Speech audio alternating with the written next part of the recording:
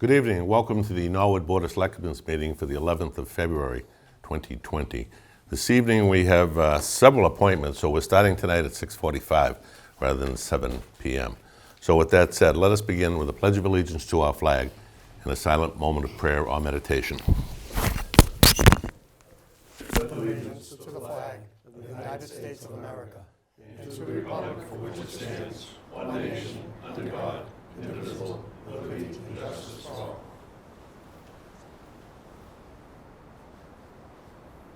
Thank you all. Please be seated.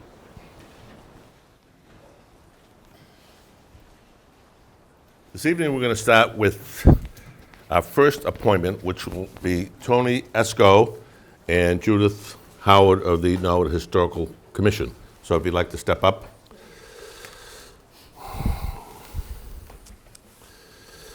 And what you're looking for this evening is support from the Selectmen's office to go forth to the Community Preservation Committee asking for funding on the Morse House, and I'll let you explain that. Thank you. I have just a one-pager that I'd like to explain to the public. Good evening, and thank you for this scheduled time on the Selectmen's agenda. For those at home watching, my name is Tony Esco. I'm a member of the Norwood Historical Commission and also its representative member to the Community Preservation Committee. Appearing with me is Ms. Judith Howard, a longtime member and past chairperson of the Historical Commission. We are here tonight to request that your board take a formal vote, hopefully agreeing, to submit a letter of permission and support of the Historical Commission's application to the Community Preservation Committee.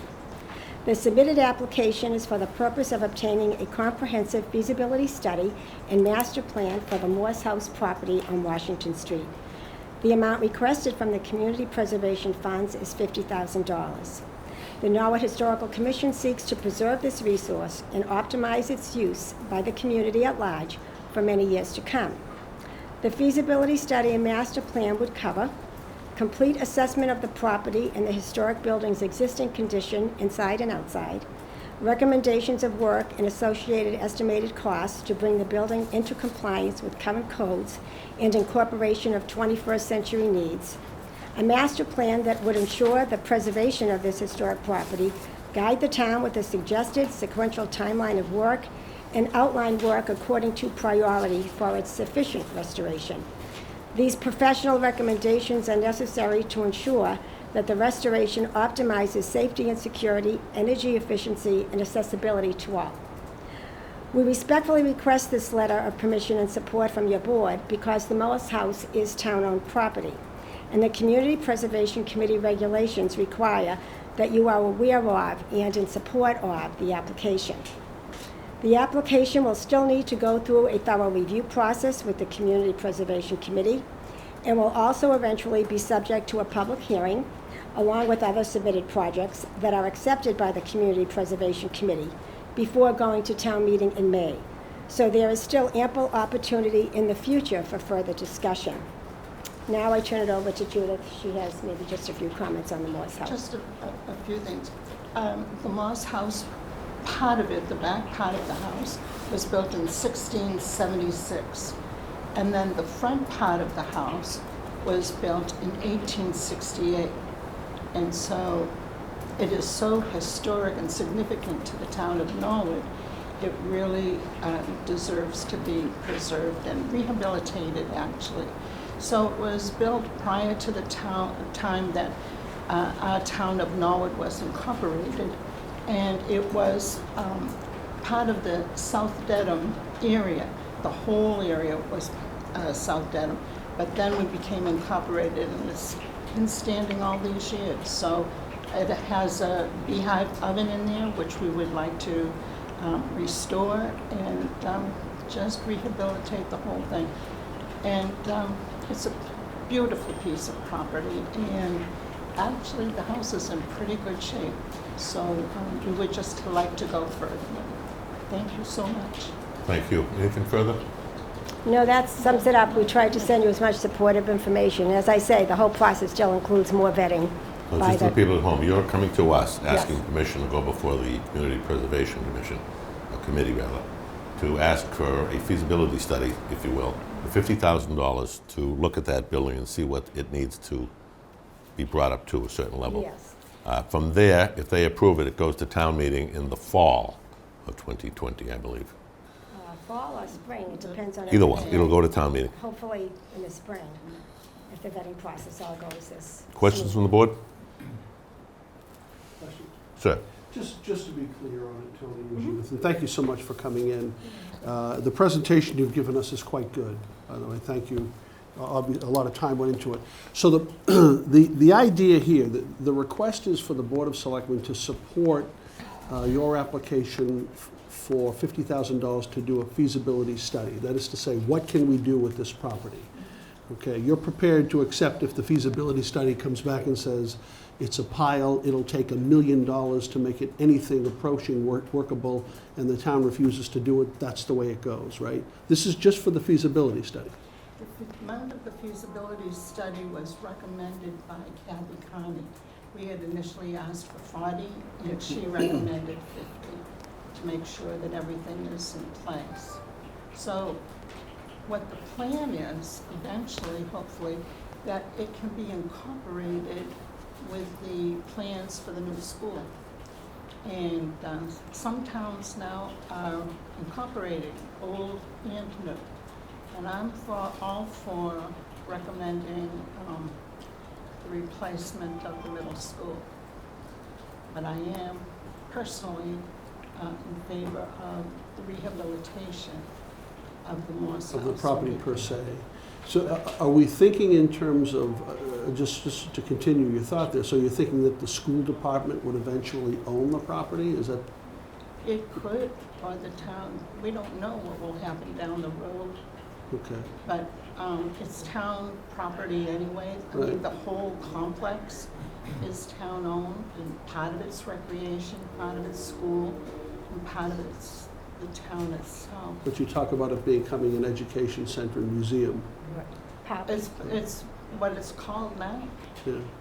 And some of the students already from the schools, the Walsh School and the middle school, come over. They come over to see Art in Bloom, and they come over to see some of the things that are going on. So they're already coming over with their teachers, but we want it to be more than just coming over a couple of times a year. Okay. Thank you, Mr. Chairman. Thank you, Mr. Maloney. Mr. Plasko, did you have something? Well, I have a number of questions, and I don't know if we have time to handle them. I think we might actually ask to table this so we have time to review it and study it. You partially answered my first question, which was the backup documentation that you gave us appeared to suggest $30,000 for the initial study that you want, but you're asking for 50. We initially asked for 30, then it was recommended for 40, and then when we met with Kathy Connie last week, she came before the Historical Commission meeting and recommended that we go for 50. Okay. I'm Because also, of her experience with contracts and Yeah. assessments. I know the contracts were. I'm sure they're expensive. I'm a little concerned of proceeding with this study, spending any money for this, at least at this time. As you mentioned, this is not the original house. This is not the historic Saltbox house. This is not the original Morse house that would have perhaps historical significance to the The town. back part, That was, according to the kitchen. the Town Centennial Committee's history by Mr. Tolles, that house was demolished in 1886. Part of it was. Yeah, well, it just Part says it of was demolished. demolished. And the town's records show this house was built around 1880, sometime later. So I'm not sure of the real historical significance. The other concern I have is that we're talking about spending some money, some serious money, to make just the first floor accessible and more usable, and to shore up the windows and the envelope of the building. For the first floor, which can only accommodate 49 people in 4 different rooms, not even in one meeting room. Again, based on the information you've provided from the architect, the estimate for possibly making the second floor accessible is cost prohibitive, would not be cost benefit worthy, in his opinion, initial opinion. And if it was, it would be over 300,000 just to For the get into opening. that area. You mentioned, and I'm not trying to challenge you per se here, but it's just the numbers don't work to me, that we have to be true to ourselves, fair to ourselves as to what we really expect the cost will be, because they have a cost here of $214,000 initial estimate. But some of the things you say in your own writing, that you need an emergency energy, not emergency, but energy assessment and the heating system and the HVAC, to install the HVAC system. But when you look at what they're gonna look at and include in their original estimates, that 214,000, there's nothing for any of that kind of work. No, we just received today a notice from a heating contractor to say that the boilers that are there are in good shape, although they were installed in 2002, I believe. And he said that they need to be cleaned. They have not been cleaned since 2002. So they're in, still, even without that, they're in pretty good shape, and they would have to be, All so, So when we took over this property, it wasn't known as the Morse House. It was common reference to that property. It was the Taggart House for the Taggarts who were living there on a life Yeah. estate from Mr. Bird, made sure they had a life estate before he sold it to the town. And I think the group we had managing and taking over the property after that must have put up the sign and the name. We have never designated it as that. But my biggest concern, and the reason I don't think we can act tonight, is in looking at all this, questioning what we're doing, and, you know, should it be us asking for this grant? Should it be the Historical Commission asking for this grant? Who should be asking for it? I looked up the original town meeting vote, and it was actually my first town meeting as moderator, but I think I was so young and so concerned about my being my first town meeting that I don't remember anything that happened that night. But in any event, it seems to indicate that it was purchased for outdoor recreation through the Massachusetts, to seek funds through the Outdoor Recreation Massachusetts Natural Resources, and that said land be acquired for conservation purposes in accordance with General Laws, Chapter 40, Section 8C. Now, the actual motion at town meeting just says the town to purchase the property. So it didn't have any restriction. But if the deed, if Mr. Bird, that was important to Mr. Bird, and then turning the property over to the town, that's in the deed, then really we shouldn't be the body talking about this, but the Conservation Commission should. So I think at a very minimum, we need to find out really what is the proper ownership. Is it in fact the selectmen overseeing as general property of the town? Is it the selectmen as, because the assessors record actually has it listed as park and recreation property, which we're the park and recreation commissioners, so that's fine. Or is it, or does the deed in fact have some restrictions on it? And I think it's important that we find that out before we proceed. Not that we can't proceed, but I don't think we should do it tonight. I think we should get the answers to this question. Is that it? Yes. Thank you.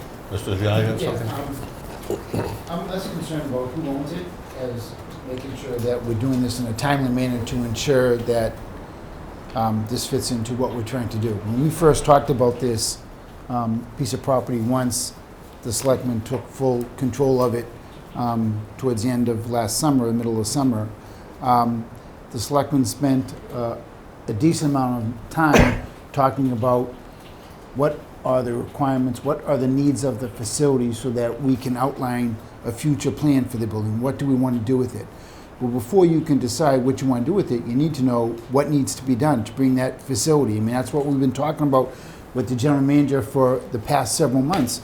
You know, what does the building need? What does the building need? And this is the avenue that I think has been consensus on, is to get funding from the CPA.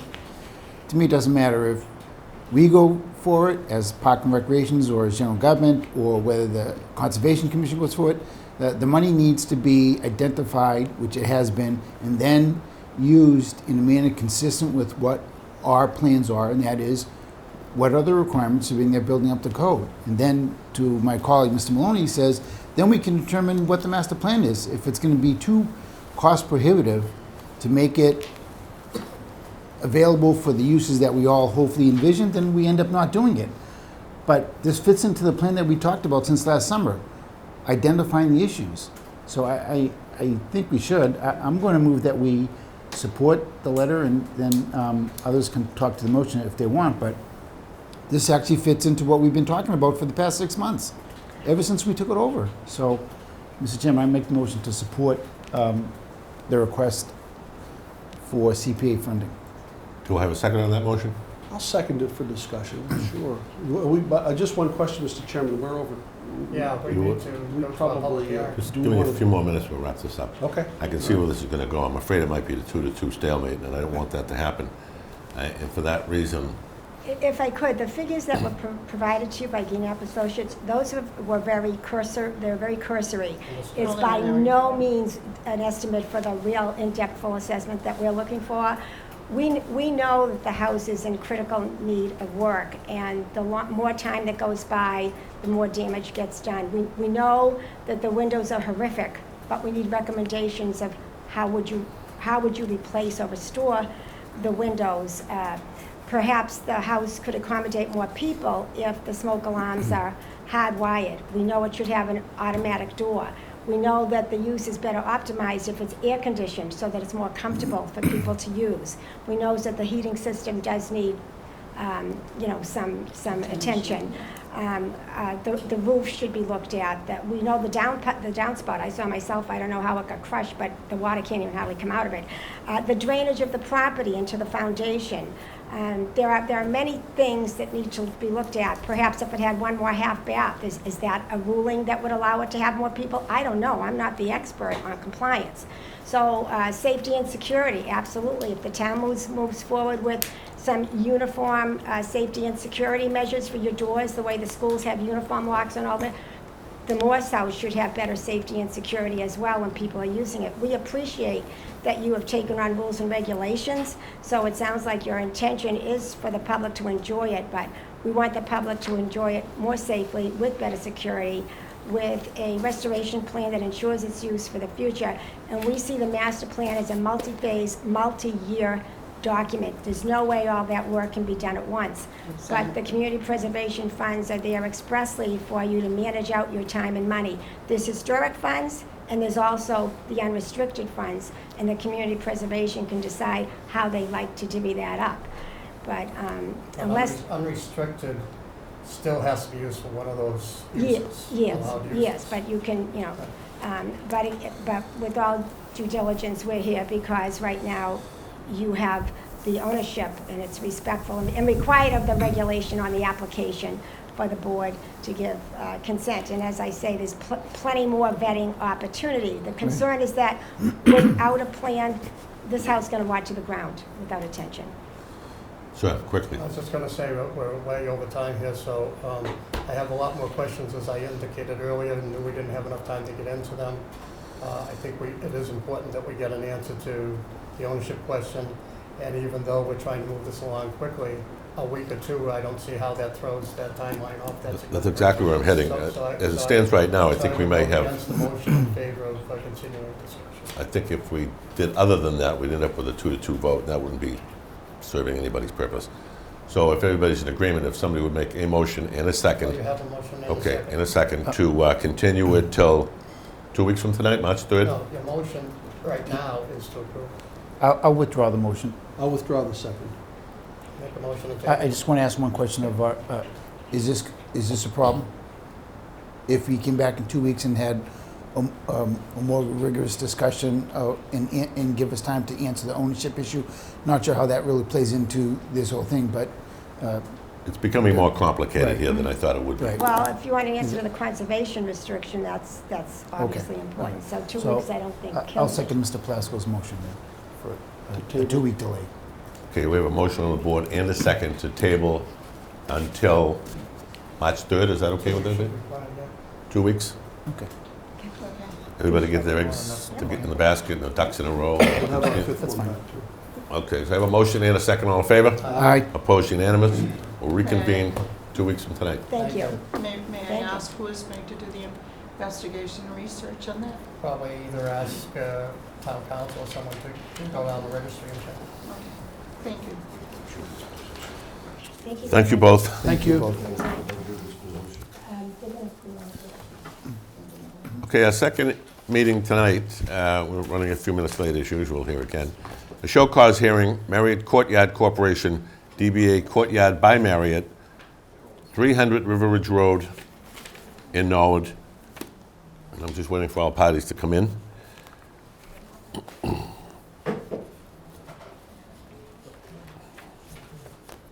Step right in. You can have a seat at the table here, please.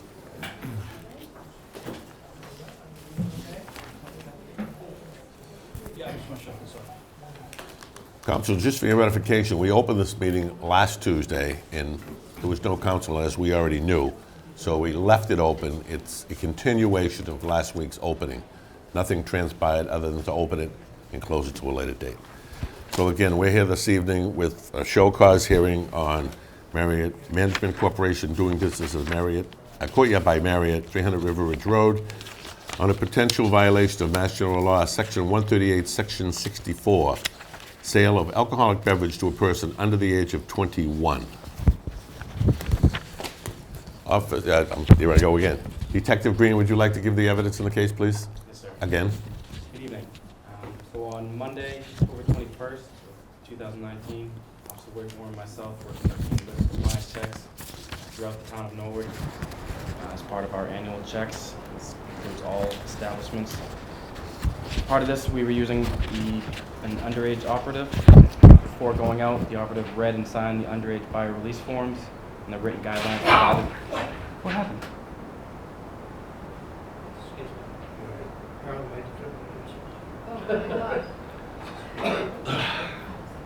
Good news. Is it still going?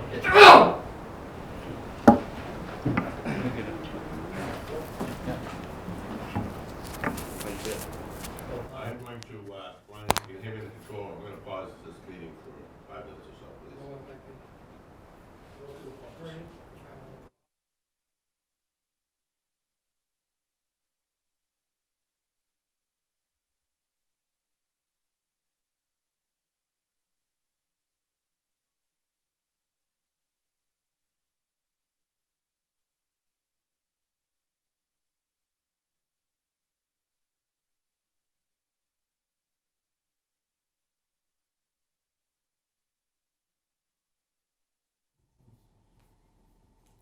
Good evening and welcome back, and I apologize for the interruption.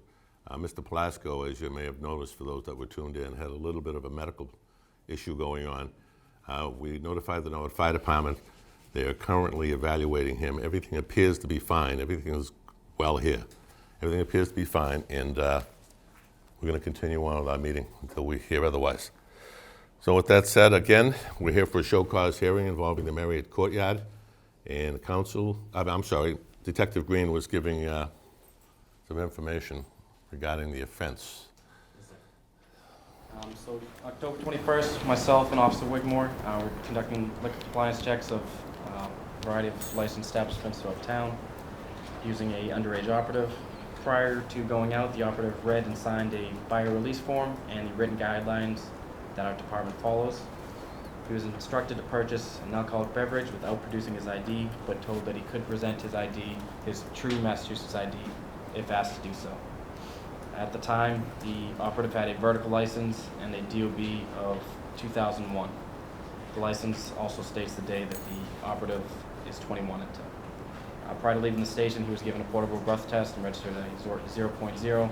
And again at the end, he was given another portable breath test and registered 0.0. Prior to going to any of the establishments, he was checked to make sure he had no other IDs or no other cash, and he was provided with the money that the compliance checks were conducted with. So on this day, at about 6:35 p.m., he entered the Courtyard Marriott, located at 300 River Ridge in Norwood. Approximately 5 minutes later, he came out of the hotel, came back over to my vehicle, and he had told me that a female bartender had asked for his ID. He gave it to her, she examined it, and then proceeded to give him one beer. She didn't ask for any money at the time of sale. It was a vertical ID, Correct. Thank you. So I entered, I saw the cord light on the bar, and I spoke with the only bartender, a Christiane Narciso. She admitted to asking for his ID, examining it, and then serving the ID. I informed her, no criminal charges be filed, but a report be filed with the town. Thank you, sir. Counsel, before we begin, please introduce yourself along with our general manager over here. Yes, sir. My name is Attorney John Cannell. I represent the applicant. And to my right is James Weaver, General Manager for the hotel. Thank you. Comments on the testimony? Just a quick question, Officer Detective Green. Does the town of Norwood follow the ABCC guidelines with regard to compliance checks? No, we adhere to our own guidelines. Okay. If I may, we don't dispute the facts here. This young lady asked for the ID. Everybody here at this establishment is TIPS trained. Notwithstanding the fact that she asked for an ID, she was probably confused with the confidence of the undercover agent. When the police came in and notified her of this infraction, she had some sort of breakdown and quit her shift and left, and has not been heard from since.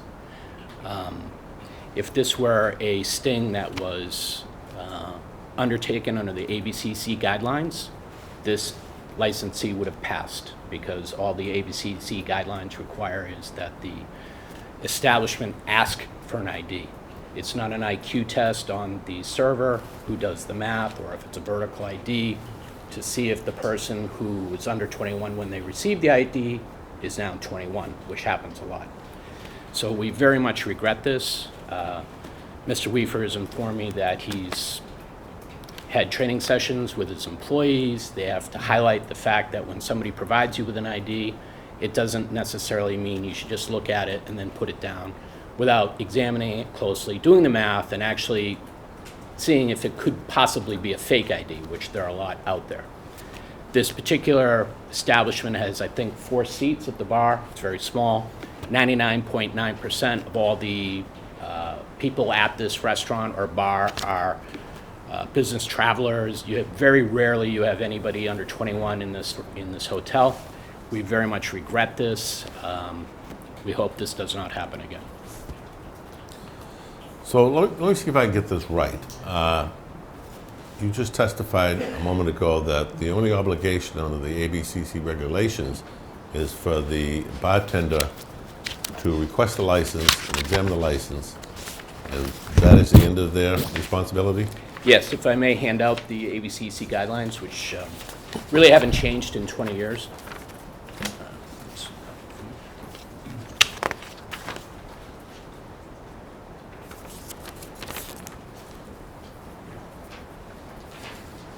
Thank you, sir. There's actually two points that the Norwood Police Department do not follow with regard to the ABCC guidelines. The first one is, if you just give me a moment, is number 4. When the police do a compliance check, they, under the ABCC guidelines, which are the norm across the state, the police are not supposed to give the undercover agent any identification, false, accurate, and then more importantly, under number 11, quote, if asked for identification, the underage should leave the establishment. So in your traditional sting, a undercover cadet or agent of the police department is only supposed to try and purchase an alcoholic beverage. If the licensee asks for an ID, that is the end of the sting. The licensee has passed the compliance check.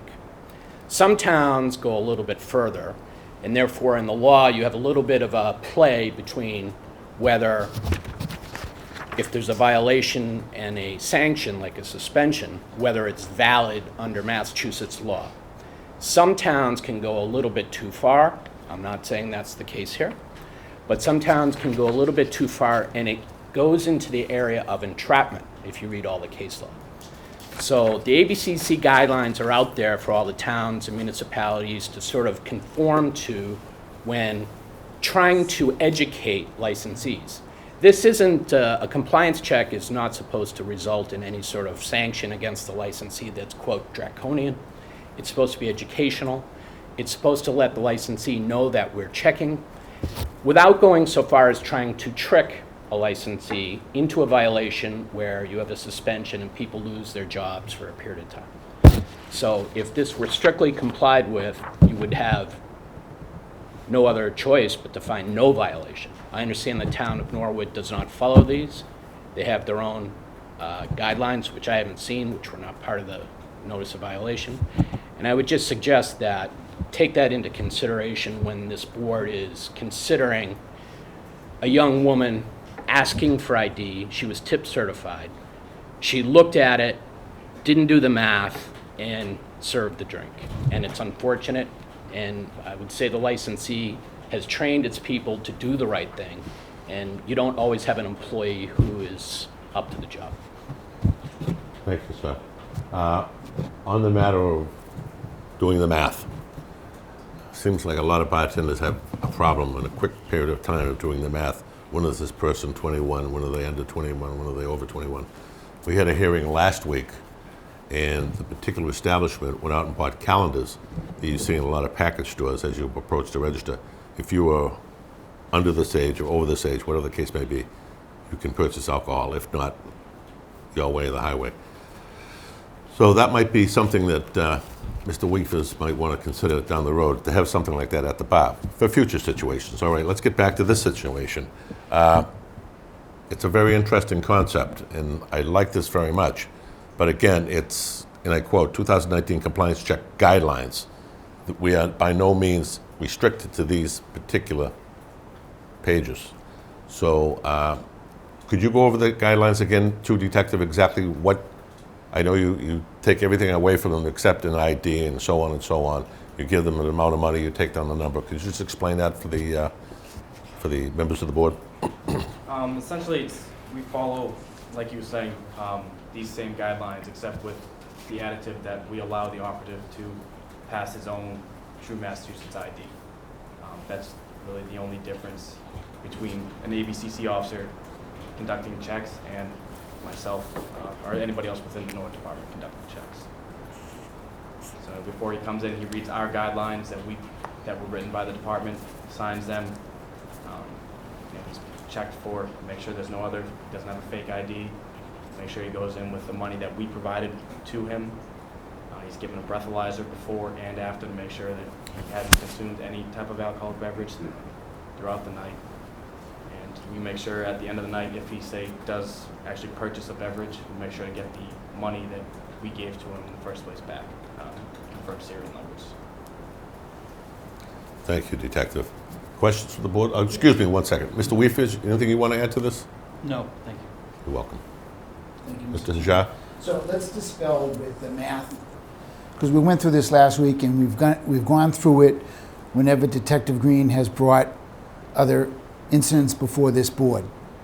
What is the purpose of having a vertical license, Mr. Attorney? My understanding is a vertical license is generally issued to somebody that's under 21. It's not generally, it's factually. You I'm not- are given a vertical license until you reach the age of 21. There's no math needed by any bartender. You just have to know the difference between horizontal and vertical. If Did I may, you- if well- I may, I don't mean to argue with you, but Well, I think- I had a hearing last week at the ABCC, Yep. and the issue was when somebody's issued a vertical license 10 days before their 21st birthday, Yep. Correct. and then 12 days later they use that same license, you have to do the math. No, you don't. You don't have to serve them. The law does not require any license holder to accept a vertical license for any individual over the age of 21. You are allowed to have your own policy that says, if you are the age of 21, you must have a horizontal license to be served in this place of establishment. You do not have to accept a vertical license from someone who's over 21. You don't have to do it. So right. the fact that someone comes into you 10 days after their 21st birthday and they still present you with the vertical license, you can say, no, I'm sorry. A vertical license is identification of individuals who are under 21. We do not serve individuals who present a vertical license.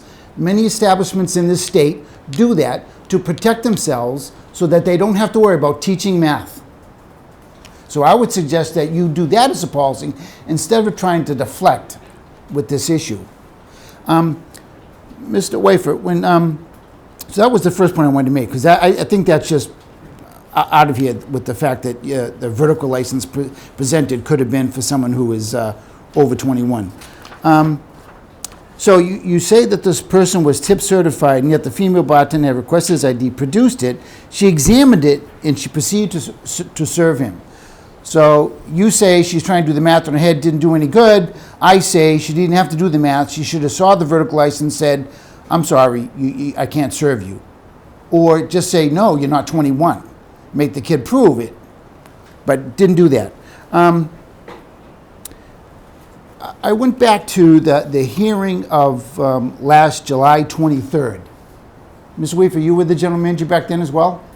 Yes. So I reviewed the meeting minutes, and then I reviewed the tape, and I'll say that Christine did a fantastic job. It's almost verbatim in some sections, which is great.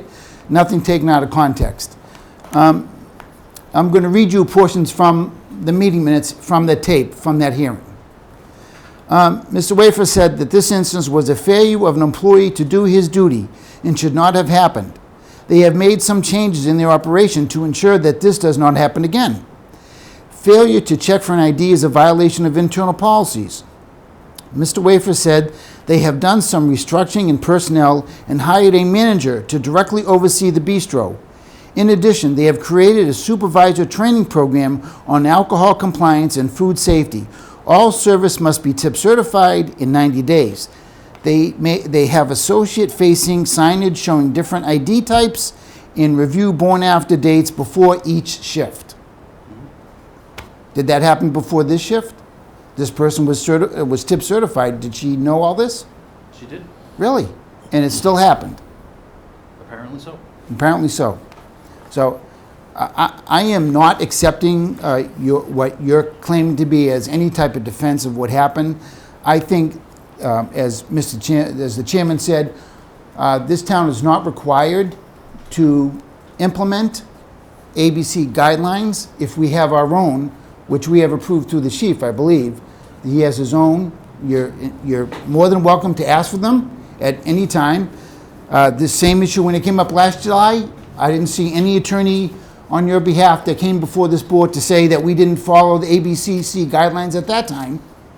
But now, because it's the second time within a year, now you're trying to come up with something else to say, well, maybe it's not as bad as you think. Take consideration. What I take in consideration is, basically within a 6-month period, you have servers that don't know what they're doing, that they don't recognize that a vertical license means someone is under 21 or presents themselves to be under 21. Thank you, Mr. That's all. Scott. Mr. Maloney, you have anything? Just a couple of things. So, why don't we agree to this? You can decide whether or not you're going to have them do the math or whether or not they're just going to follow a no serving vertical license. That's up to you. But I appreciate the point, Attorney Cannell. I really do, about the difference between the town's guidelines and the ABCC guidelines. We have to support the town's guidelines. We have a great deal of confidence in our law enforcement apparatus in this town, particularly Chief Brooks and Detective Green and everyone else who works down at the police station. So we're going to continue to support them in this. We have to take these things seriously. I think probably, just tell everybody, this is the deal vis-a-vis vertical licenses. That's it. Okay, the town does things a little differently from the ABCC. We're a little more stringent. We're a little tougher. Everybody's got to know it. Okay, I think this is probably the third time we've had this conversation. So, just tell them this is the business is located in Norwood, and these are the guidelines in Norwood.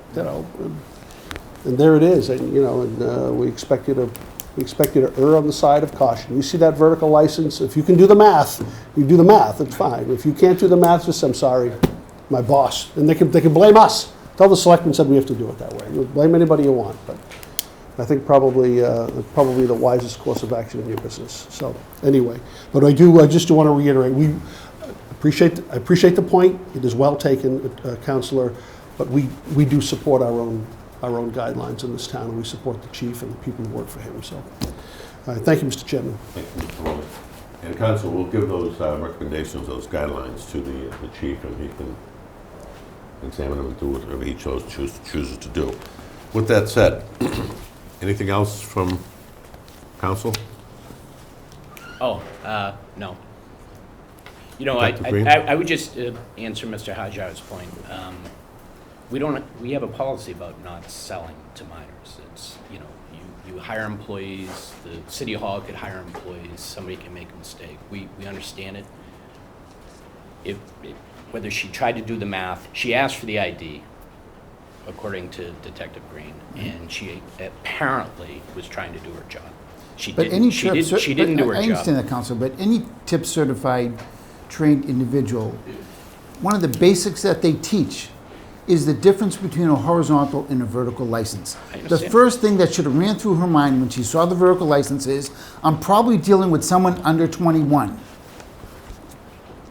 It almost makes no sense. I mean, why ask for a license if it was a carefree, she's gonna serve whoever she's gonna serve, so. We were only trying to, when she ran out of there, nobody had the opportunity to figure out Right. what she did, so. Okay.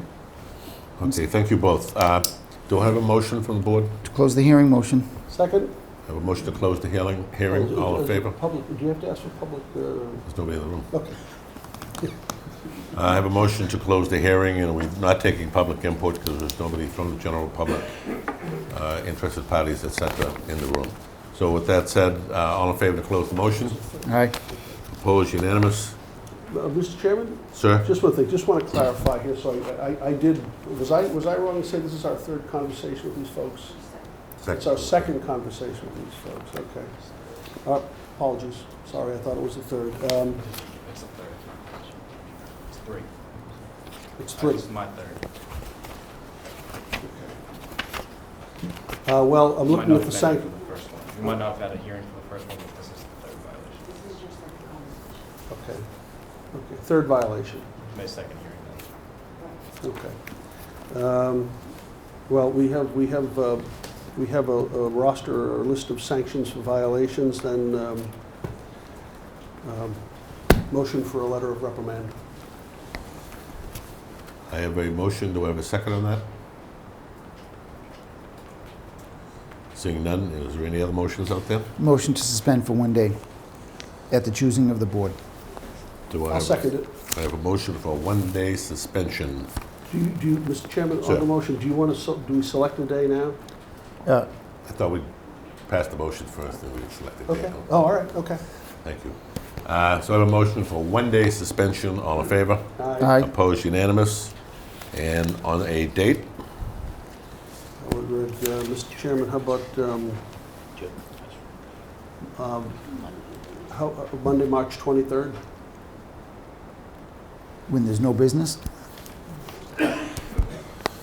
Well, it is a hotel, and I suppose it doesn't really make a difference because I think their slow time would probably be on the weekends when people aren't traveling. So travelers would be there Okay. during the That's- business week. That's I'll logical, I make a guess. motion that we suspend the license on Monday, March 23rd. Do I have a second on that? Second? I have a motion for a 1-day suspension on Monday, March 23rd. All in favor? Aye. Aye. Opposed? Unanimous. So you heard everything there is to say, I guess, on this topic. And My client wanted to make sure the board knows that this licensee supports the Norwood Police. I'd be remiss as a lawyer if I didn't bring up these arguments. It's Listen, I in no was- way suggesting that the Norwood Police aren't doing a great job. And the licensee wants to work with the police. They need the police. So we want to be compliant. So I just want to make sure. I understand that myself very well, because being a police officer, a former police officer, we've had a lot of great relationships with the Marriott Courtyard as far as surveillances and so on and so on, the availability to get a room to perform a surveillance and so on and so on. So I know there's a great relationship, and I hope to keep that relationship going forward. Okay, thank you. Thank you, Thank you. Larry. Thank you. Appreciate it. Mr. Weefers, thank you. All right, our next hearing is with Mark Ryan, our DPW Director / Town Engineer, giving his monthly summation. Good evening, Mr. Ryan. Good evening, Mr. Chairman, members of the board. You have my monthly report in front of you. I'll just highlight some of the things that have been going on with Public Works. This past week, the Norwood Fire Department provided first aid, CPR, and AED training to half of the DPW employees. The other half will be done at a later date. And I just want to say it was an excellent training program provided by the fire department. I want to have a shout out to the 4 firefighters who were there: Seamus Murphy, Patrick McDonough, Mark McCarthy, and Chris Quealy. They were absolutely fantastic for that. As far as Public Works, snow and ice, since I last came in here, we performed 3 salt operations and 1 plow operation. And to date, we've had 12 salting operations, 4 snow plow operations, and 1 in-house snow removal operation. Highway and Parks doing their typical cleaning up around town, maintaining signs and asphalt patches and potholes, but you don't see them a lot because they're in the woods clearing a lot of areas we can't get to during the rest of the year. You know, we've thinned out quite a bit of brush and trees in front of the Ellis Dam. If you take a ride by there, it looks fantastic. Same with Alavisos Park, which is across the street, trying to open it up and make it more accommodating to Norwood residents. And along the Meadowbrook, from 6th Street down to Route 1, that's a requirement of the EPA as part of the Superfund site, and we do that every year. So DPW taking advantage of the weather and getting those accomplished. And also the weather's allowed us to actually pour concrete. We've poured 2 concrete bench pads out of Gormley Field on Wilson Street, and then we installed 2 benches. And we also removed a old concrete set of benches in front of the Civic and installed some bike racks there. So we've been pretty active around town, and this weather is allowing it. Water Department, they installed a water line up at the old parish cemetery. There was an old rusted steel line there that we've replaced, so that will help us keep maintaining that at the condition that we're all envisioning. In leak detection, we do that every year to search out and find any leaks that might occurring that aren't really appearing, and that will commence. We met with the contractor. We do that every year, and that will commence at the end of February. Cemetery had 17 interments since I last saw you, so to date, we've had 17 in the calendar year and 127 for the fiscal year. And up at the cemetery, they're very active as well, trimming trees, clearing areas that may have got overgrown. And we met with the architect on the cemetery office bathroom upgrade, so we're waiting to hear back from him. And if you ever notice the benches around the cemetery, Mr. Rinaldi each year brings them in, sands them down, stains them, and then paints the cast iron frames. So they look absolutely beautiful. And then engineering, they're doing a lot of work preparing resurfacing report, and we did actually submit it to Mr. Mizuko, and we are preparing plans for the handicap ramp that's going to be installed at the Balch, leading from the Balch School parking lot down to the athletic fields and playground area. So with that, Mr. Chairman, I open up to any questions. Questions? Mr. Hajar. Thank you for your report. Great to hear about all the first aid for all those people, good cooperation between the town department. I think that's awesome, and obviously a great help for those in your department. You answered my question about the old parish cemetery. It's really a replacement, right? So the stormwater connection with Sharon, any update on that? Just waiting for the MOU, the Memorandum of Understanding, for that, Mr. Hajar, to be finalized. Mr. Mizuko and Mr. Cooper have been working with the town of Sharon on that, and that's very, very close. But we've actually started design because they're providing $1.5 million in water main upgrades. If I could, actually, I had a meeting this week with Fred Turkington, the administrator of Sharon, and we've agreed on virtually all of the language. There were a couple of minor corrections. And we hope to get the draft to the board within a week or 2. Okay. Thank you for that. And my last one is, I guess under the cemetery, preparing master plan for tree planting. Can you just expand on that? Yeah, so Mr. Rinaldi wants to, He's maintaining the existing trees, some of the older ones that might need to be replaced, he's taking care of, but he's also seeking out locations for additional trees to start planting over the next few years. Thank you, Mr. Chairman. Thank you, sir. Just a couple of things, Mr. Chairman, and thank you, Mr. Ryan. Good report. Again, same thing, fire department trainers were excellent. I'm glad to hear that. That's a great example of cooperation between departments to the mutual benefit of both. You mentioned here there are 4 water service leaks and 1 water main leak repaired. Are those with the private homeowners? You might have said it and I missed it. No, so the water main leak is within the street, and if a water service leak happens in the street, it's a public safety issue. Okay. So Public Works will do that repair. and Water actually- service to a house, you mean? Correct. Okay. yes. So But we'll- that's the town's responsibility to pay for it, no? Well, technically, by the rules and regs of our water and sewer regs, the homeowners are responsible for the water and sewer, but many years ago, when a water leak occurs in the street, that's a public hazard, all right, especially in the winter. So we made a decision a long time ago, we'll just replace it within the street only. Okay.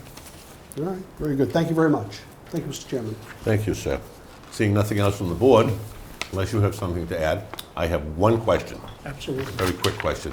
It's been and I shouldn't even talk about this, knock on wood. It's been a pretty good winter so far. How do we stand financially as far as our snow and ice account? So we have $975,000 budget. We're just below $300,000 spent, and most of that's in material, the salt that we've used, and also we have a lot of salt stockpile. But that's the bulk of it as far as the costs. Very good. Thank you for that. With that said, thank you for your report. Yes, thank you.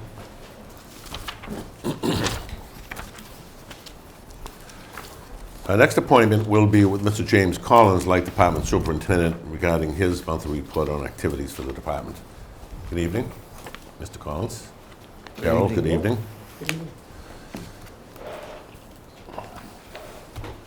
Thank you. It's all yours. You have my report in front of you. One thing that's an ongoing project is the transmission line project. We're working to upgrade the protection scheme, and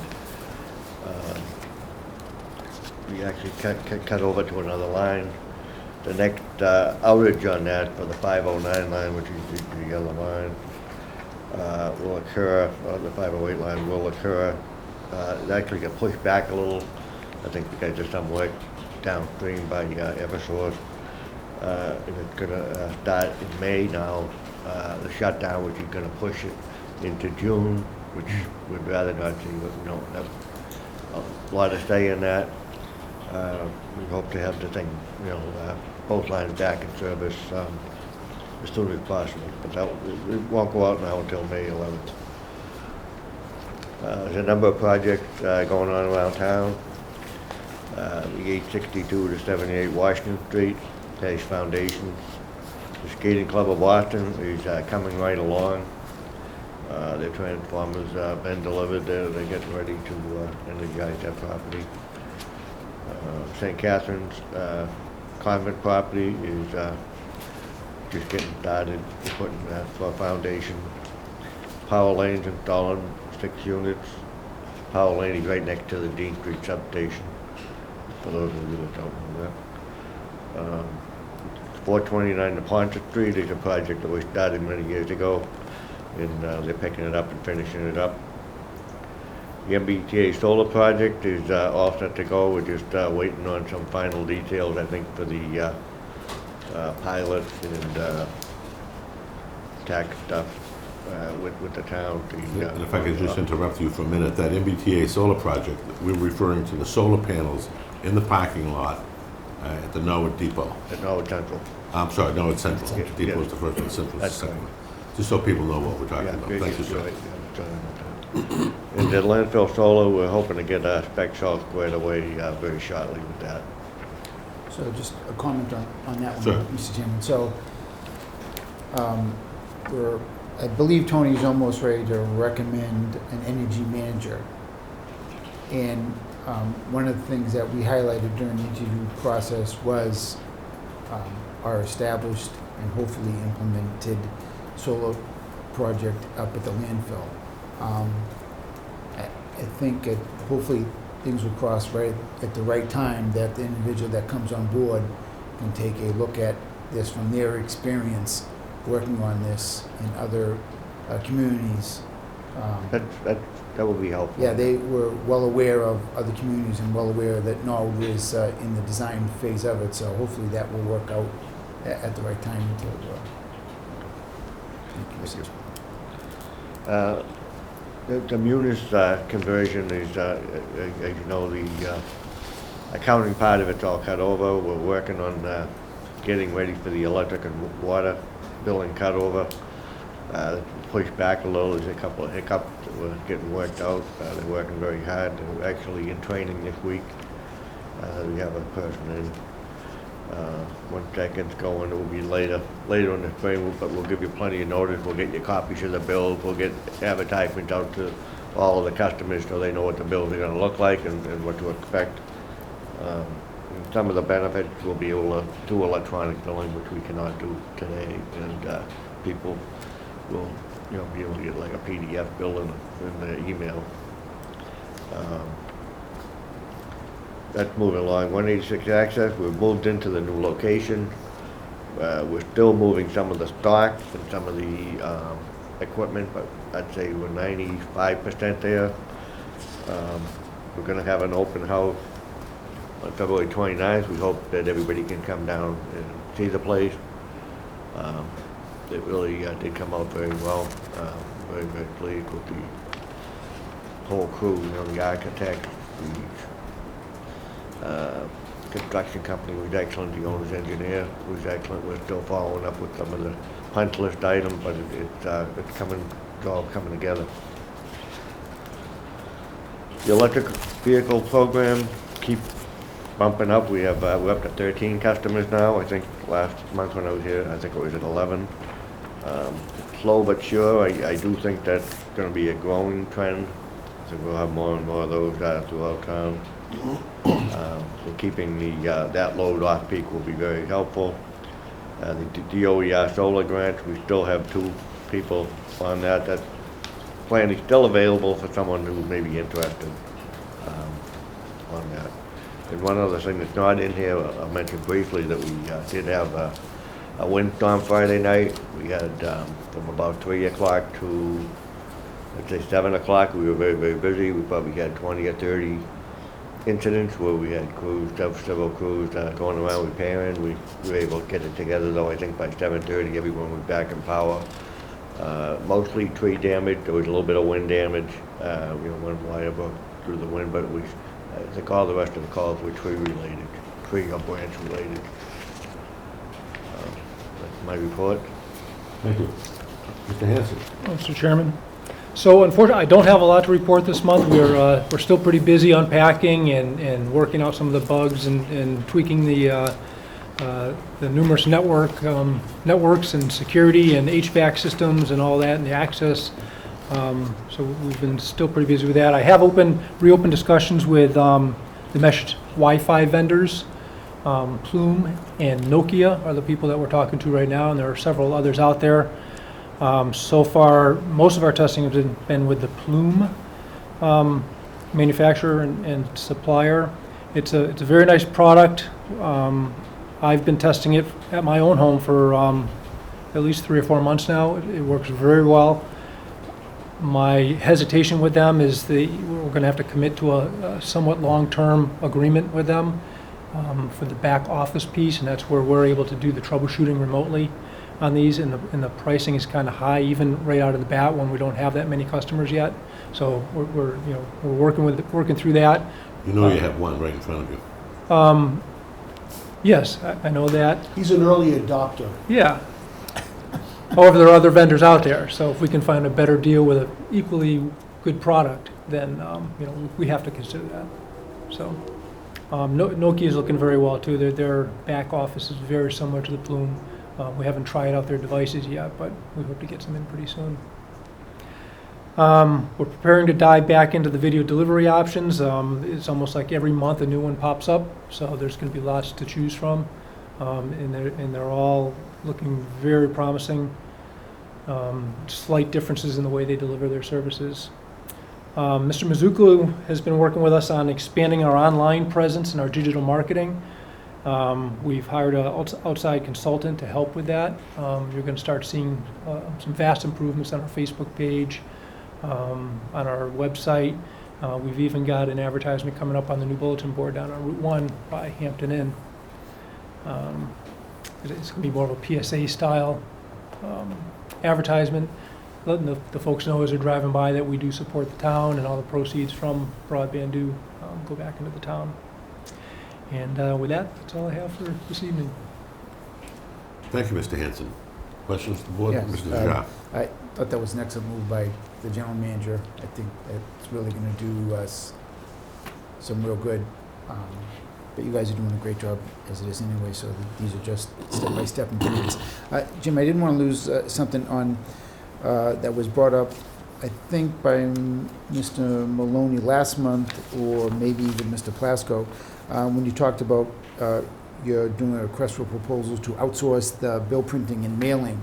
Yeah. And I guess the question came up about inserts, in that, one, we wouldn't necessarily have control over it, and if there would be a cost if we want to add it, and I don't want to lose that thought. Well, I have the answers. Okay, on thank you. those two. That was one of our concerns. You know, the cost for doing the outsourced mailing is surprisingly to me, it was about the same, maybe even a hair cheaper.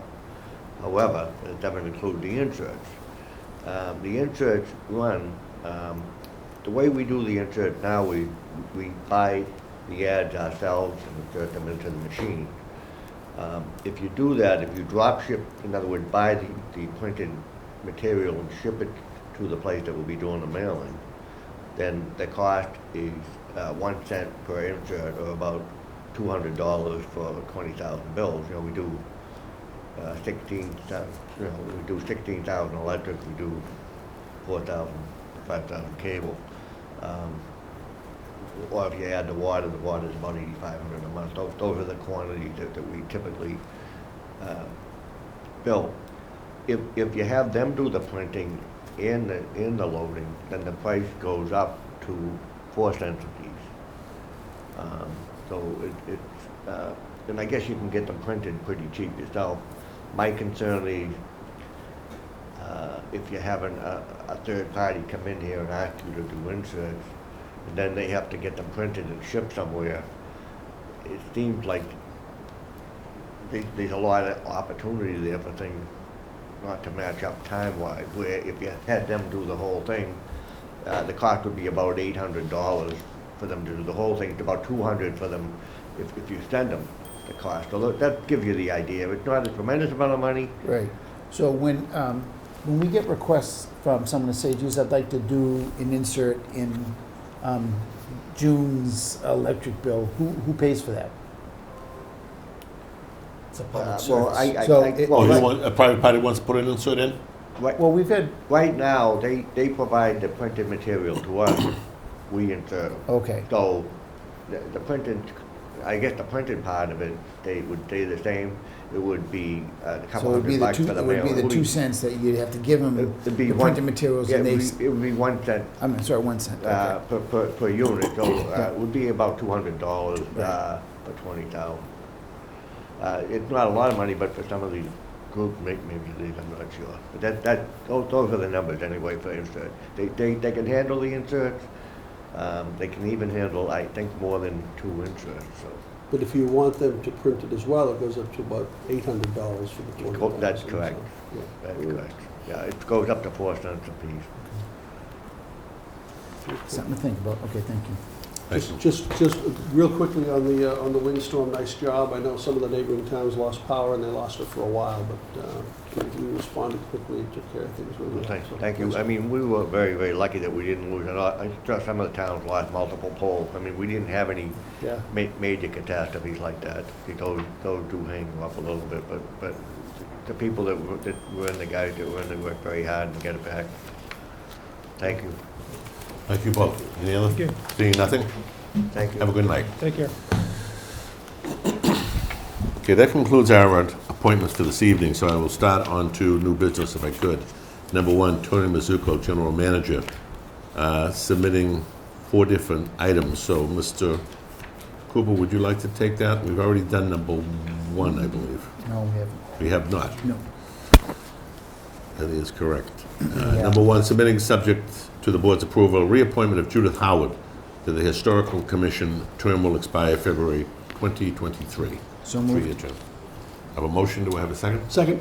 Have a motion and a second to reappoint Judith Howard for a 3-year term on the Historical Commission. All in favor? Aye. Opposed, unanimous. B, submitting request to the board to accept a donation of $3,000 from the TD Bank of Norwood to help defray costs of the Recreation Department's 2020 holiday extravaganza and the 2020 Norwood Day. Motion? Motion to accept. Second. I have a motion and a second to accept the donation of $3,000 Do from we the have to TD say, Bank. because it says pursuant to MGL 44, Chapter Section 53A, that means going into the general fund? You've been doing your homework. Okay. Thank you, sir. All in favor? Aye. Opposed, unanimous. C, submitting request to the board to allow the town to declare as surplus the attached list of Recreation Department workout equipment so as to allow the equipment to be auctioned with proceeds returning to the general fund. So moved, Mr. Chairman? Second. I have a motion and a second. All in favor? Aye. Opposed, unanimous. And lastly, reuse of the Light Department building. And Mr. Cooper, I believe, is going to speak on that. Well, for information, the Light Department, I think everybody knows, is retaining ownership of the property at Central Street. It's the head end for the broadband operation. It's an electrical substation. And it's also the head end for the town's fire alarm system.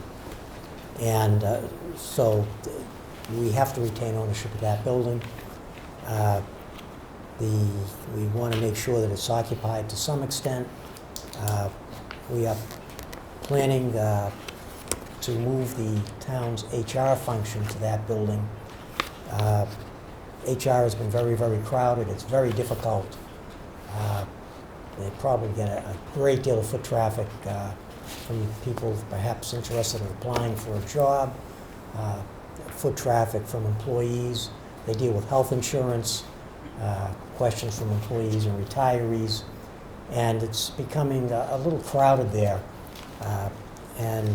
We propose to move them to the Electric Light Department. We think the cost is minimal. The place, the Light Department offices are in good shape. Some painting, shampooing of carpets. There's a great deal of furniture on site, some of which is certainly usable, and that's what we propose to do. We would like to use the former linemen's quarters in the rear for storage of records. In particular, we have records stored in the garage to the rear of this building. We have records stored in some private rental areas, which are costing us something in the order of $7,500 to rent space for that. And very inconvenient, very difficult to access them. And these records must be kept by law for a period of time, depending upon what they are. And we used to have them in the old attic here at the town hall, but there's very little storage space left anywhere in this building. So we propose to reuse that building, put some shelving in fairly inexpensively, and move those records and discontinue the storage rentals. The building at Subway Hill, which is where they've stored their transformers, there's also a structure there we propose to use for the proposed new facilities department, primarily for the facilities department. The light department may have to use part of the space for some of their larger transformers. The smaller transformers are being moved into the Access Road property. The light department, at least for the foreseeable future, will probably retain the Short Street facility, coal yard. Those obviously can remain outdoors, and they're pretty bulky to store. So we propose to do this sort of on a rolling basis. The light department is still moving out record storage and some inventory from the Central Street location. And as they move out, we intend to begin the renovation of the downstairs offices for the HR operation. And we would like to take the fence down around most of that facility on the street. It was there for security for the bucket trucks. We didn't want people cutting across that lot, obviously, but we don't think we need it any longer. We may be able to actually use part of it for parking for some employee vehicles as well. I think aesthetically it would look better to take that fence down Certainly also. 100% Or better. at least a better-looking fence.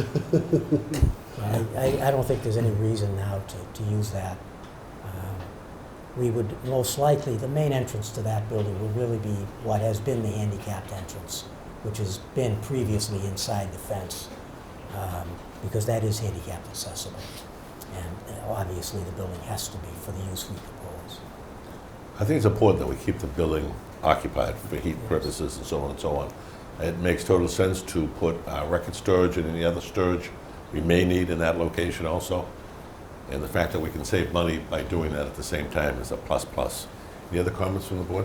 Just, you talked about the HR department moving down there, and I think we talked a little bit about the retirement board. That's up to the retirement board, right? That's totally up to the If we retirement. want to offer them space, they can accept the offer or not, or counter offer or whatever. And then eventually we talked, Mr. Mizuko talked a little bit about moving IT to the second floor in time, but there's no hurry on that. Probably waiting until we do this whole, If we do some major renovation work here, that would be the time to do it. okay. All right. Very good, thank you. Mr. Hajar, sir. Yeah, I support the plan. I mean, Tony outlined it in a memo to us. I think it provides exactly the details that Bernie just went over, so we don't have to repeat it. But I think what's also good is we have to keep the building occupied because we have the head end there, and until we know that day will come when it will be obsolete and something newer will go over to the new building, at least for now, we have to have that building. I think, and if we do move forward with some sort of renovation project in this building, that's good turnaround space. Absolutely. Where we're gonna, as we do one floor, you move them over there, we have the entire second floor free. I know you have storage, but storage can easily be moved. People are more difficult to keep moving around. So I think it's a good plan, and I support it, Mr. Chairman. It makes sense too, and I don't think any one of us wants to see that building fall into disrepair by leaving it vacant. Motion to So- file? We have a motion to, Actually, I think he wants a motion to approve his plan. We can always do follow-ups. I think at the very Okay. end, he asked for approval. make a motion to So approve I'll move to Mr. approve Mizuko's the plan as information outlined. as stated. Yes. So moved, yeah. I have a motion and a second to approve Mr. Mizuko's recommendations pertaining to the, what is now the old Light Department building on Central Street at Railroad Avenue. All in favor? All right. Opposed? Unanimous. That brings us to number 2, Town Common and Bandstand applications. A, Daniel Beal, 153 Vernon Street, requesting Saturday, August 15th, 2020, from 12:30 p.m. until 1:30 p.m. for a wedding ceremony. Should take more than 1 hour. Motion to approve. Second? Motion to approve in a second. All in favor? All right. Opposed? Unanimous. Item B, 2B, Rita Russo, 40 Pine Street, requesting Friday, July 3rd, 2020, from 1 p.m. till 2 p.m. for Patriotic Rosary. And with that, she would also like to put a sandwich board on the island at Wash and Manhattan Streets for a period of 2 weeks prior. This has been done in the past for several years now. Motion to approve. A motion to Second. approve and a second. All in favor? All right. Opposed, unanimous. Number 3, Michael Gilio, race director, submitting a request to hold a road race fundraiser on Saturday, May 23rd, 2020, at 8 a.m., starting at St. Timothy's Church. Police will be notified in the usual precautions we put in place. This is a yearly race that we hold here in Norwood. Motion to approve. I have a motion and Second. a second. All in favor? All right. Opposed? Unanimous. And number 4, Mahesh Pant, Himalayan Lions Club, New England, submitting application to use the Morse House every Saturday beginning on March 7th, 2020 for the remainder of the year and provide Nepalese language practice to children. With that said, there's been a request to table that for 1 week pending further information, if that is okay with the other 2 gentlemen to my right and left. Yes. Second then. Or I have a motion to table for 1 week. Yes. Second? And I have a second. All in favor? All right. Opposed? Aye. Unanimous. Number 5, Michael Poria of Poria Appliance Sales, 1015 Washington Street, submitting a request for 2 one-day malt wine beverage licenses. Thursday, February 27, 2020, from 5:30 p.m. until 7:30 p.m. And on Saturday, February 29th, 2020, from 9 a.m. until 3 p.m. Motion to approve. Second. I have a motion to approve and a second. All in favor, opposed, unanimous. Number 6, Attorney Jessica Duracian, Esquire of Connor and Hilliard, P.C., submitting a request to move Class 1 license of DCDH Norwood, Inc., doing business as Genesis of Norwood / Bach Hyundai, from a location located at 391 Boston Providence Turnpike to 1201 Boston Providence Turnpike. There is no hearing required on this, just a matter of changing the address and moving the equipment from one location to another location. Question, Mr. Chairman? Sir. So, part of the issues with the Route 1 dealerships, and I'm not necessarily saying it's this particular dealership, just a question, is the number of vehicles that have been encroaching from their space over the line of the Route 1 sort of demarcation, which, you know, has been, for some cases, a long-standing, can't we do a better job here? I just want to make sure that this isn't one of them. I have no problem with the moving of license. I'd just like to emphasize the fact with all the dealerships when they come to us to say, you know, let's just be fair and play by the rules of what's going on. And I think if anything, this will be an improvement. Good. The location of 391 Providence Highway is located between Everett Street and Ellis Avenue, and it is very crowded down there with vehicles. Okay. And the 1201 location at Bach is a much larger location, not only in the front, but into the rear of the building. So if anything, it's an improvement. Okay. Have a motion to approve? So moved. Second. All in favor? Opposed? Aye. Unanimous. That brings us to unfinished business, item 1, draft PBCC bylaw update. And I would ask my colleague if he could put that also off for 1 week, and the reason being because I know our colleague, Mr. Plasko, is very interested in this also, and I'd like to give him an opportunity, hopefully next week, I have no problem with that, Mr. Chairman. to put that off for next week. I have a motion So moved. and a second. Second. All in favor, all opposed, unanimous. Under memoranda, number 1, Building Inspector Mark Schubert, submitting building report for January 2020. Motion? Motion filed, but I want to comment. Second.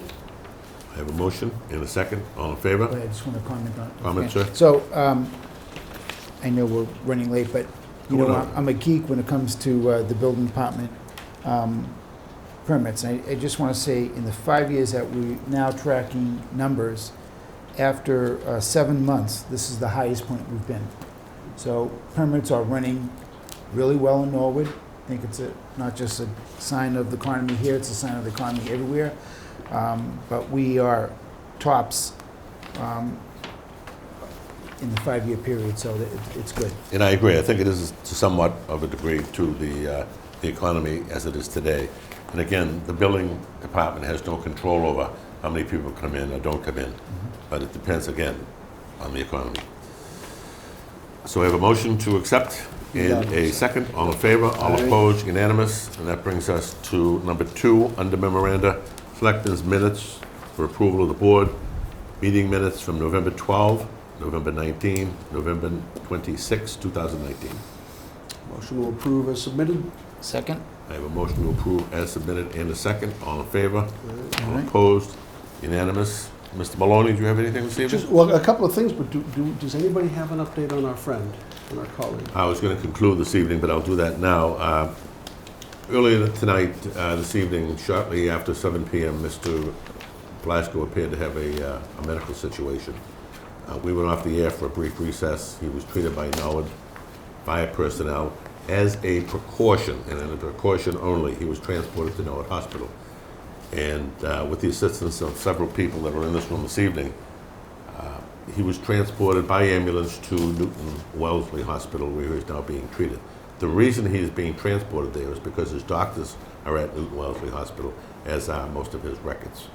So that is a precautionary measure that was taken this evening, and we wish him best, and if you feel up to it, maybe a little prayer wouldn't hurt this evening. And we wish him the best over the next coming weeks, and we'll continue to keep you updated. All right, thank you, Mr. Chairman. And just a couple of other things here. Let's see. Jeff Mahoney is participating this year in Dancing with the Stars, the Norwood's Dancing with the Norwood Stars. He is holding a fundraiser on February 19th. What day is that? Wednesday, right? Right after the 18th. Right. At the Mug and Muffin. So Wednesday the 19th at the Mug and Muffin from 5 to 8 p.m. Please go on down if you can. Enjoy some pasta, and you will be supporting the Circle of Hope Foundation and Mr. Mahoney. He'll probably win the whole thing, and he'll be really appreciative of that. The other thing I have, let's see, Mr. Cooper, let's see, now Sunday, February 23rd at the Public Safety Building, and what did we say, Bertie, 2 o'clock? 2 o'clock. 2 o'clock. 2 o'clock Sunday, February 23rd at the Public Safety Building. We're going to be holding a meeting for anybody who's interested in helping out with the town's 150th birthday celebration. It's actually going to be a 148th birthday celebration because we're going to have a cake, and Mr. Mizuko has generously offered to pay for that, as well as the coffee that goes with it. Actually, it's going to be a table top pie, a very small one. So anybody who's interested, 2 o'clock, February 23rd on Sunday. And then we do have something here on Katie Seastead. Maybe, Mr. Chairman, do you want to, I'll bring it up here. Feel free. Okay, we saw something, Massachusetts Recreation and Park Association has selected our own Catherine Seastead as a recipient of the New Professional of the Year award. So congratulations to Katie and to our Director of Recreation, Travis Farley. Thank you very much, Mr. Chairman. Thank you, sir. Mr. Hajar? Yes, thank you, Mr. Chairman. And my congrats also to Catherine. She does a great job, and I'm glad she was recognized, well-deserving individual and employee for the town. She represents us very well. And what I like best about the Dancing with the Stars is that there are no losers in this. Everything goes to the Circle of Hope and helping out individuals. So support any candidate, any dancer that you want, because we're all winners for that. The last thing, Mr. Chairman, I'd like to bring up about bringing up for next week's agenda the liquor regulations for discussion. But I just want to go with the timeline here, so that I don't want to think that it's going to be on next week's agenda and then we're going to approve it. Because I know there'll probably be further proposed changes. I don't think we're going to get it all done in one night. I've been working on this since last August. It's it's time consuming. But in all honesty, I would like to try to get this done before you and Mr. Howard leave for reasons of experience. I don't want to start all over. And, your work over the past 9 years with the license holders and Mr. Howard's work, it needs to be heard in the regulations of what our experiences have done. So I would like to present a draft next week and then schedule a meeting with the license holders, which is being recommended by Town Council and the ABCC before we implement it, so that we don't provide the license holders an opportunity to appeal anything saying that they never had input or were presented anything. So I'd like to do that for 3/20, let's see, what did I say it was? Tuesday 18th, and then I believe Wednesday, March 11th would be a public hearing for the license holders to come forward, either have their meeting in Memorial Hall or maybe at the high school auditorium if that's available. Obviously, because it's a public hearing, anybody can attend, but we specifically would request the license holders to come forward. We would mail them a copy of draft language. And then my hope is that that gives us 2.5 weeks until March 31st, and then we would vote on a final version for that. So that's my timeline. I know it's tight, but I really did want to get this done before you and Mr. Howard jump ship. Thank you, sir. On that, Mr. Chairman? Sir? I think the timeline works fine. I think it's just, the one thing I think probably that would be helpful, maybe at some point, because I've gone through it several times, and I think it's, each iteration has been an improvement. But the biggest question to me is, what do we have in our proposed document that is not in Mass General laws? Those are just, what are those 5 or 6 or 10 or 12 items? What are we doing on our, we heard tonight about how we have certain regulations in the compliance department that are not guidelines of the state. That doesn't mean we can't do them, but I would like to know. Right. So what I'll do, Mr. Chairman, is on the version that goes out next week in the packet, is I will highlight the sections where we either differ a lot or differ slightly of what's in our regulations. And the unhighlighted ones would be things that are in the law, but we want in there for emphasis purposes. Okay, that's fair. Thank you. So is that, Thank you, gentlemen. we okay to put on next week's agenda? Yes, that's fine. Thank you. We'll put it on for next week. That's it, Mr. Chairman. My colleague, Ms. Maloney, talked about the Circle of Hope and that Jeff Mahoney is having a fundraiser at the Mug and Muffin next Wednesday, a week from tomorrow, February 19th. And it's usually a very good turnout. I would suggest if you have an opportunity to go there, for $10 you can have spaghetti and a meatball, maybe 2, a roll, a glass of wine, whatever you choose. And it's usually a very good meal put on by Dave and Sheila Monaghan from the Mug and Muffin, who are out there constantly helping out throughout Norwood. So with that said, I'd ask my colleagues to approve a 1-day malt wine beverage license for that evening of February 19th for that purpose. So moved. Second. I have a motion and a second. All in favor? Aye. Opposed? Unanimous. And lastly, and very quickly, Kerry McCarthy of the Executive Director of the Senior Center and Trish Monahan, the Outreach Coordinator for the Senior Center, invited me to a presentation of what they call the Boston Post cane. It's an actual cane that's presented to Norwood's oldest citizen. And we did that this past week on the occasion of his birthday. His birthday was February 6th. Actually, we did this on the 7th, I believe. But we went to Walpole Healthcare and we presented Mr. Fred Blizzard a cane for being Norwood's oldest citizen. Mr. Blizzard is not a long-term patient there. He's there for rehab. He has a little problem. He fell and hurt his hip earlier this year, and he's recuperating and rehabilitating, if you will. He is 107 years old, and that has been verified. 107 years old. And I've never met anybody that's sharper than he is for that kind of an age. The man was absolutely brilliant, bringing back stories about the Coconut Grove fire and Prohibition and so on and so on. So he's got a great history. He has a lot of stories to tell, and we all here wish him a very happy 107th birthday on his way to 108. So with that said, may I have a motion? Motion to adjourn. Second. I have a motion to adjourn, and again, I ask you all to remember that Mr. Plasko was taken as a precautionary measure, and I just want you to keep him in your prayers if you would tonight. Thank you.